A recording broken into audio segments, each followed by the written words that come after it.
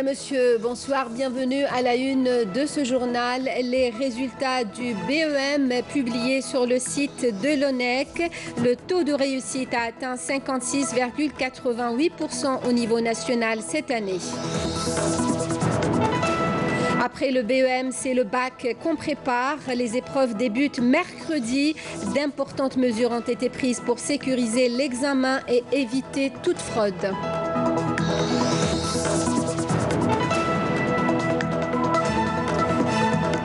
Les nouveaux enjeux des TIC en Afrique en débat à Alger. Les travaux de la 3e réunion préparatoire de la conférence des plénipotentiaires de l'UIT pour la région Afrique se déroulent sur 3 jours.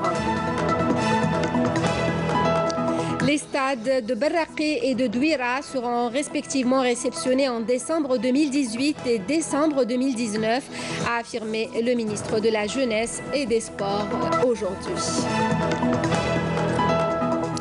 Les résultats de l'examen du BEM, le brevet d'enseignement moyen, visible depuis 17 heures sur le site de l'ONEC, l'Office national des examens et concours, bem.onec.dz. Le taux de réussite a atteint 56,88% au niveau national cette année, contre 56,33% en 2017, avait annoncé hier la ministre de l'Éducation nationale, Nouria Benrabrit, qualifiant ces résultats de satisfaisants.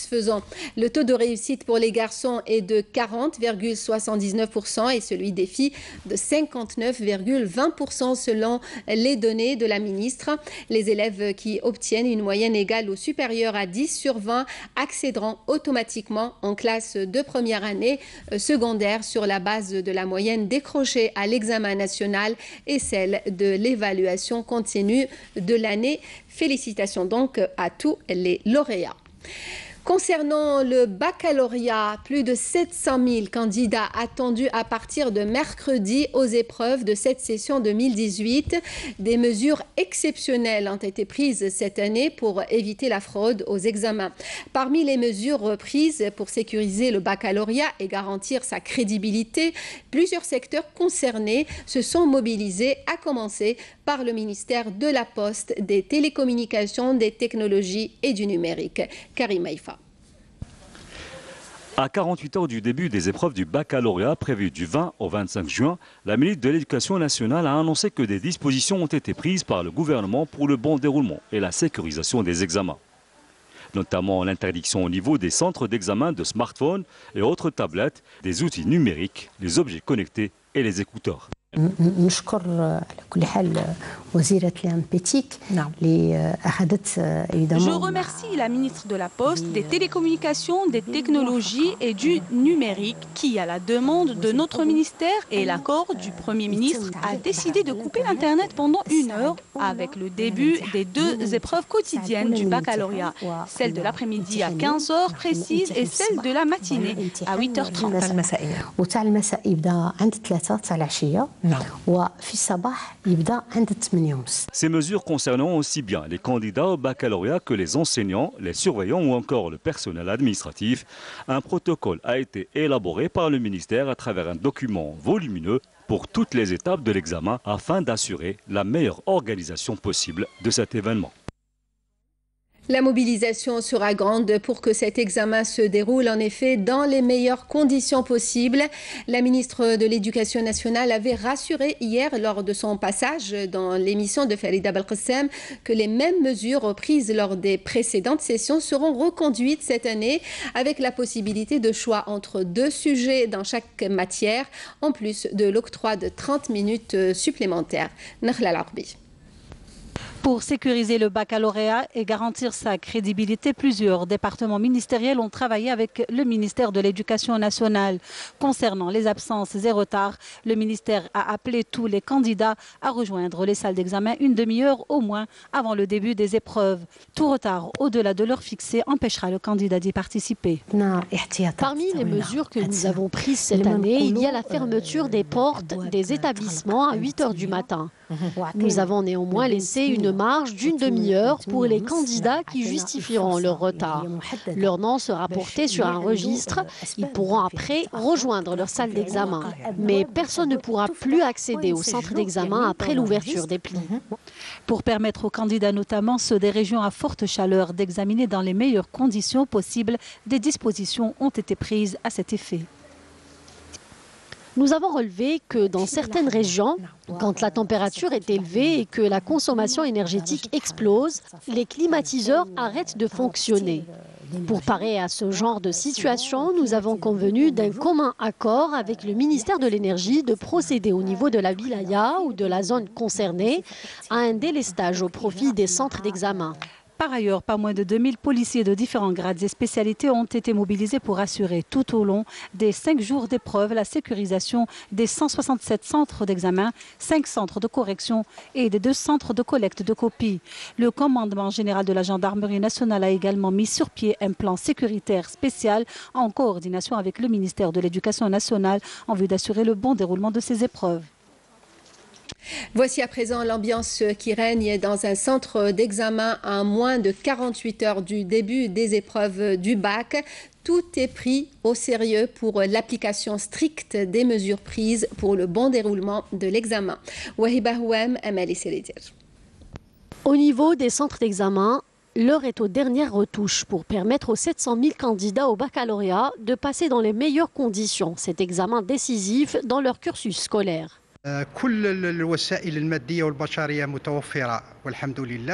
Tous les moyens matériels et humains sont disponibles, le staff administratif et éducatif aussi, dont les surveillants, le secrétariat ainsi que les services de la sécurité, mais aussi les services de la santé publique et la protection civile.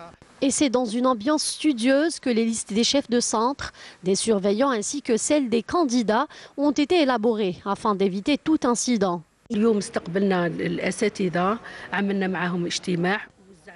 Aujourd'hui, nous avons reçu les enseignants, nous avons fait une réunion avec eux et nous leur avons distribué le règlement de surveillance, les badges ainsi que l'emploi du temps. Nous avons pris des mesures spéciales pour les tricheurs, pour mettre fin à ce phénomène qui prend de l'ampleur ces dernières années.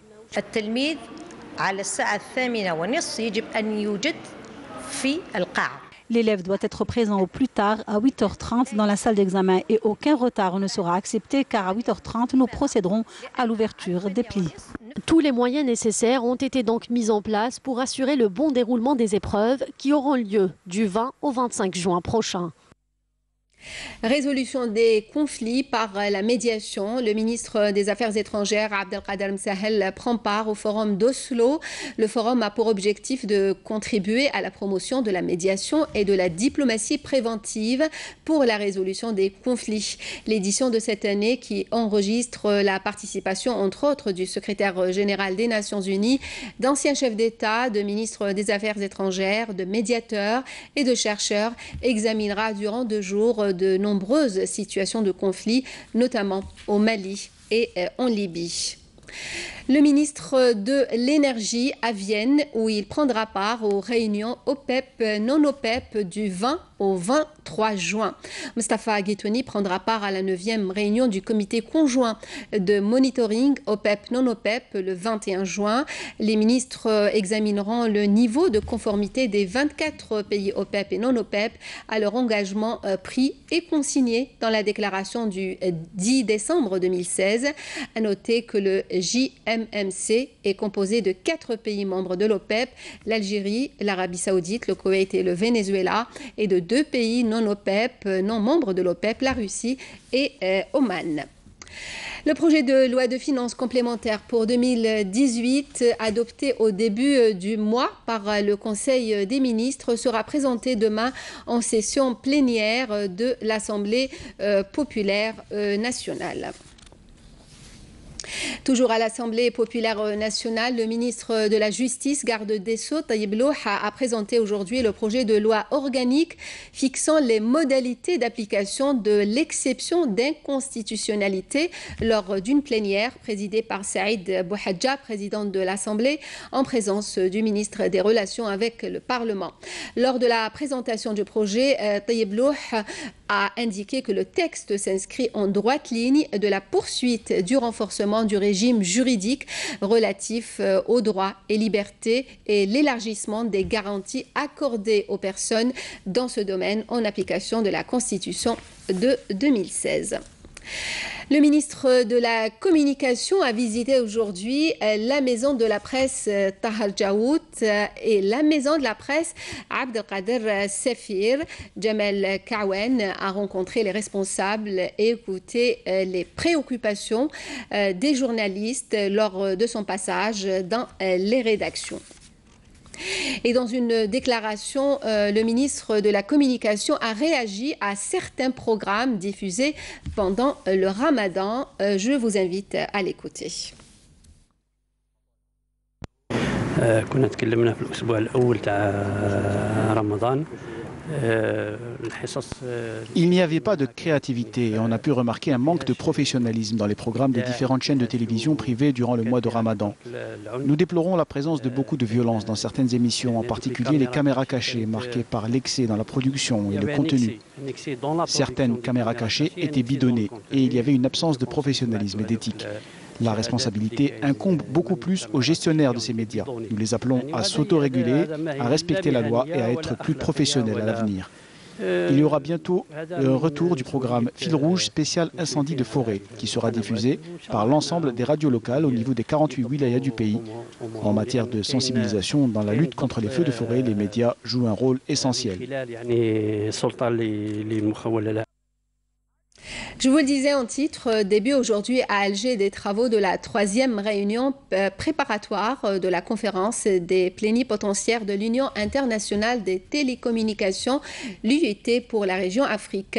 La réunion de 3 jours qui s'est ouverte en présence de la ministre de la Poste, des télécommunications, des technologies et du numérique, Houda Imen Faraoun, intervient dans le cadre de la préparation donc de la conférence des plénipotentiaires de l'UIT qui se tiendra en automne prochain à Dubaï. Nejma Harch. Une étape décisive dans le processus de coordination des points de vue au niveau régional pour le développement futur des TIC en Afrique. Il s'agit là d'un enjeu stratégique en vue de renforcer la position et la voix africaine. Les institutions africaines, aujourd'hui, doivent être un espace de concertation pour les États africains, pour porter la voix de l'Afrique. Mais pas seulement pour dire on est là, mais surtout pour défendre les problématiques stratégiques. Si nous voulons aujourd'hui que les quelques milliards de personnes qui se trouvent en Afrique puissent accéder à la technologie, mais surtout aux bénéfices de technologie. Il ne s'agit pas juste d'avoir l'Internet, il faut avoir accès à l'éducation, à la santé, à toutes les choses que l'être humain en a besoin. À travers la technologie, il faudrait que ça touche tout un chacun et non pas une petite population privilégiée qui vit dans les grandes villes d'Afrique. Les experts africains se réunissent aujourd'hui pour la 3e fois en vue de préparer la conférence des plénipotentiaires de l'Union internationale des télécommunications qui doit se tenir à Dubaï du 29 octobre au 16 novembre prochain.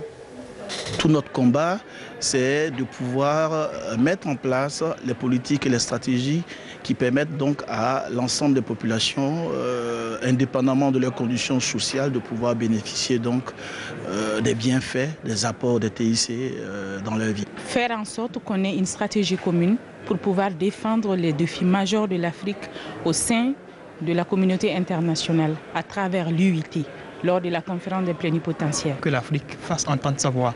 Et donc l'objectif, c'est de ne pas aller parler chacun pour soi, chaque pays africain pour soi, mais que déjà nous ayons une position commune à défendre à PP18, au P18. Cette conférence détermine également les principes généraux de l'UIT. Elle adopte ses plans stratégiques et financiers pour une période de 4 ans.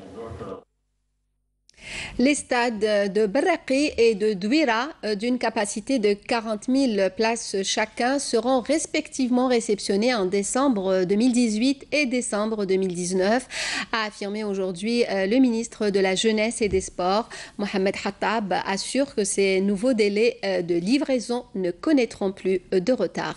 Rafiq Hamidesh. Satisfaisant, tel est le bilan du ministre de la Jeunesse et des Sports, Mohamed Hattab, lors de sa visite au stade de Barraqi. Le taux d'avancement est estimé à 95%, loin devant le stade de Douira qui, lui, n'est qu'à 45%. Face à cette situation, une commission mixte chargée du suivi des travaux d'avancement du stade de Douira est installée. Je vois que c'est toujours le même problème qui persiste depuis 14 ans, c'est-à-dire le problème de visa. Il faut qu'on en finisse. Nous avons besoin de ce projet car nous avons d'importants rendez-vous sportifs.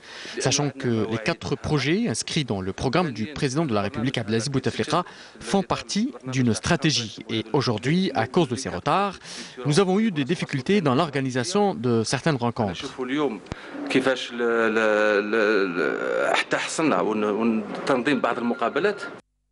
Le ministre de la Jeunesse et des Sports s'est rendu par la suite à Bourg-Kifen et Bebzouar, 2 étapes pour le ministre, l'occasion de visiter le terrain d'athlétisme et la résidence universitaire prévue pour abriter la 3e édition des Jeux africains. Donald Kaberuka, le haut représentant de l'Union africaine, dépêché à Alger par le président rwandais, président en exercice de l'Union africaine, pour discuter avec les autorités algériennes des propositions du président Kagame, chargé par ses pairs de superviser le processus de mise en œuvre de la réforme de l'Union africaine. Ces propositions portent notamment sur la rationalisation des modes de gestion et de l'action de l'organisation continentale et des nouvelles modalités de financement. L'Aras célèbre la journée sahraoui des disparus, une célébration qui se déroule alors que le prochain sommet de l'Union africaine se consacrera à la question de la décolonisation. Fatma Zahra Ben Farjallah, Naïma Chekchek. Mohamed Sidi Ibrahim Bassiri, l'un des disparus sahraouis dont on ignore jusqu'à présent le sort. Pour commémorer tous les résistants du Sahara occidental, le président sahraoui Ibrahim Ghali a rappelé que son peuple reste engagé et fidèle aux martyrs.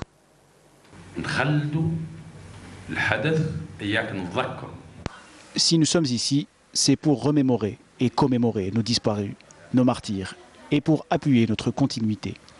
Commémorer, c'est aussi affirmer que le peuple sahraoui est résolu à continuer sa voie jusqu'à la réalisation de ses objectifs assignés à sa question.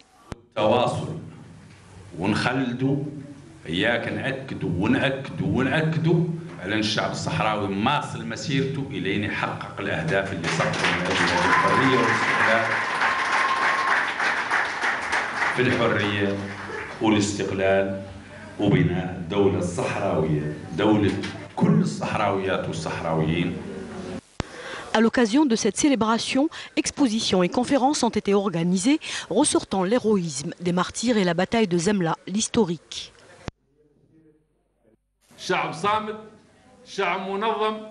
Un peuple résistant, un peuple organisé, civilisé, combattant, uni au sein du front, un peuple dont la lettre est claire.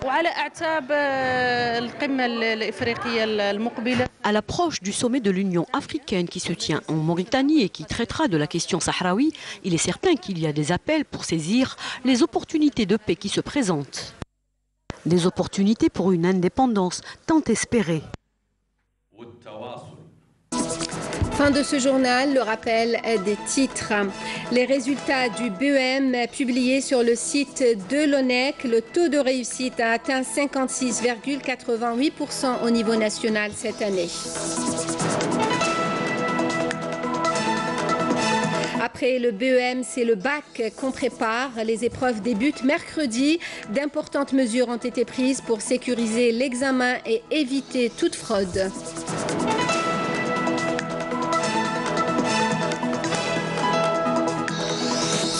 Les nouveaux enjeux des TIC en Afrique en débat à Alger. Les travaux de la 3e réunion préparatoire de la conférence plénipotentiaire de l'UIT pour la région Afrique se déroulent sur 3 jours. Les stades de Barraqué et de Douira seront respectivement réceptionnés en décembre 2018 et décembre 2019, a affirmé aujourd'hui le ministre de la Jeunesse et des Sports. Merci à vous de nous avoir suivis. L'information continue sur les www.entv.dz, la page Facebook et la chaîne YouTube de Canal Algérie pour le journal à 20h, l'édition en arabe. Demain à midi, Friel Assari. Nous, on se retrouve à 19h. Passez une bonne soirée.